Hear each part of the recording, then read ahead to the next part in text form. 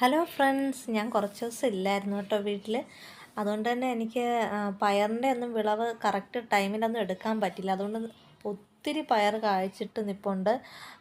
അതുമാത്രമല്ല, നമ്മളൊരു 3-4 ദിവസം ഇടവിട്ട് നമ്മൾ ഈ പയർ പറിച്ചെടുത്തില്ല എന്നുണ്ടെങ്കിൽ പെട്ടെന്ന് തന്നെ ഈ കുറ്റിപ്പയർ മുറ്റി പോകുന്നുണ്ട് കേട്ടോ.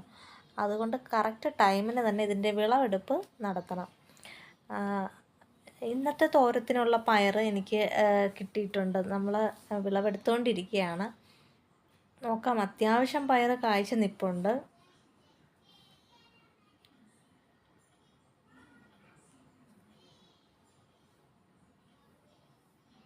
കണ്ടില്ലേ, ഇത്രയും പയർ എനിക്ക് ഇന്നത്തെ തോരത്തിനുള്ള പയറായിട്ടുണ്ട്. അപ്പോൾ എൻ്റെ വീഡിയോ നിങ്ങൾക്ക് ഇഷ്ടമായെങ്കിൽ ലൈക്ക് ചെയ്യുക, ഷെയർ ചെയ്യുക, സബ്സ്ക്രൈബ് ചെയ്യുക. മറ്റൊരു വീഡിയോയിൽ വീണ്ടും കാണാം. ടാറ്റാ.